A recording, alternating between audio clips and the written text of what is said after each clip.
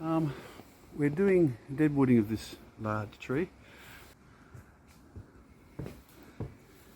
That mushroom on the side is a Phalinus, and that is a fungal pathogen that is actually eating the inside of the tree. So part of the thing that we have to check is to see how much damage we can ascertain from the outside of the tree is being done by that fungus to the inside of the tree. So if you imagine the tree, very loosely, imagine the tree in 4 parts: heartwood, sapwood, candy and bark. But in people terms, it's bones, muscle, veins, skin. So the Phalinus is actually attacking the bones, the centre of the tree. And in some cases, and in some trees, it can actually turn that into like a wet, soggy tissue mass. It just looks like wet tissues. And so therefore it does have the concern that it may actually compromise the structural integrity of the tree. So we have to try and ascertain how much that has gone through the tree. We could ultrasound the tree. That's one way to ascertain it a bit more accurately. We actually put there is actually ultrasounds that it's like a belt that goes around the tree, and it will send sound waves through the branch or through the trunk that you're doing. There's a tomograph and an aristograph and a few other sort of things like that.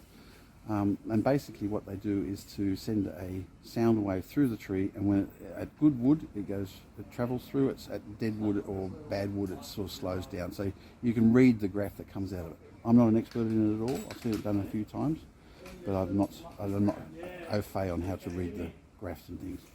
But that can be done at a later stage. So it's a matter of having a climber up there in the tree who knows what to do and how to set it up, and then have somebody else come and read it.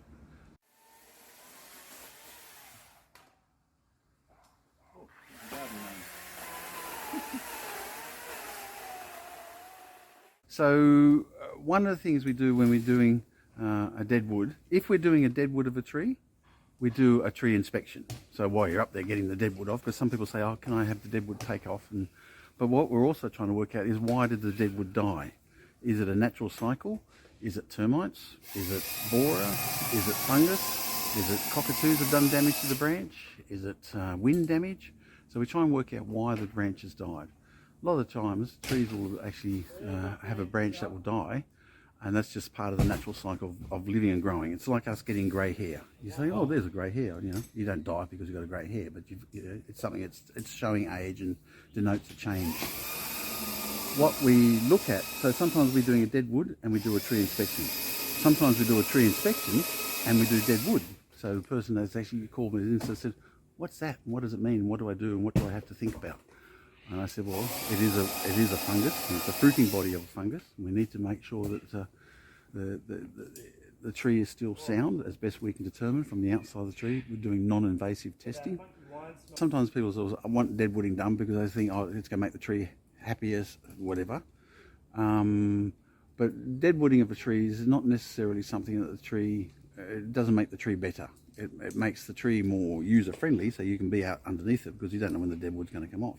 But nor do you know when a live branch is going to come off. So it's not as if it makes the tree suddenly, oh, it's 100% safer because I got the dead wood off. No, it just looks better. It's a bit like dyeing your hair. It doesn't mean that it changes your age. It doesn't change your weight. It doesn't change your eating habits. It doesn't change your sleeping habits. You've just got different coloured hair. It's the same thing with trees. So that's the way I look at it. So in this case here, we're having a look at that Phalinus. We're trying to work out how much damage is it actually doing to the trunk, how much material or weight is above that area, because that area is being compromised weight-wise. The owner has told me that they sort of said, oh, it's been like that for 20 years. And I thought, well, maybe it hasn't been a mushroom for 20 years, but it may have had an injury for 20 years. The other thing I also say is that, look, the history of this tree and me is the first time I saw it was a fortnight ago. So I often say to people, please just take a photo of something and then come back a year later.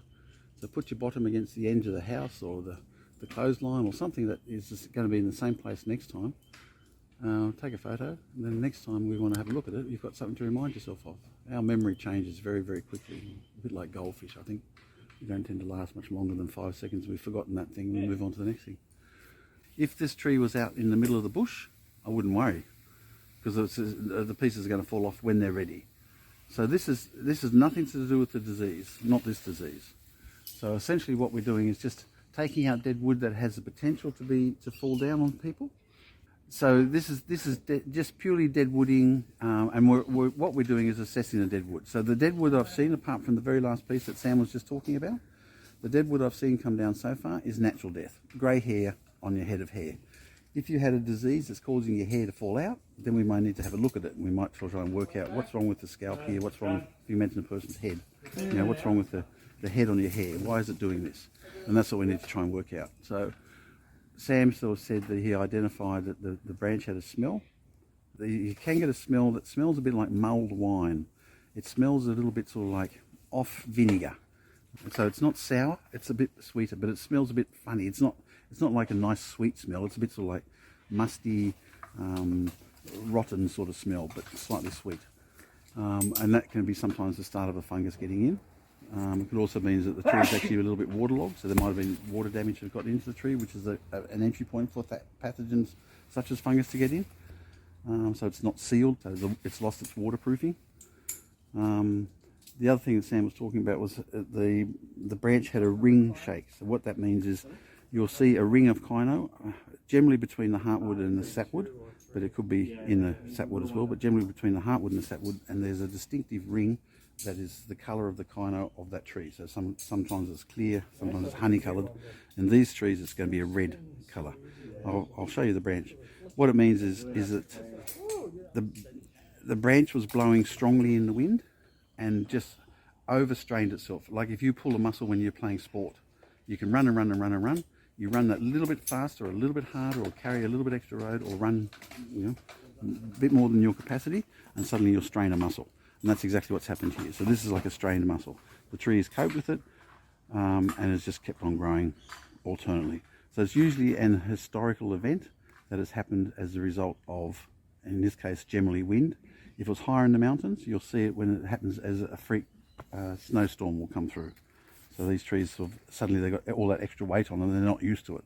And they go, oh, and then sometimes it can bend. It only tends to happen in younger branches, not older branches.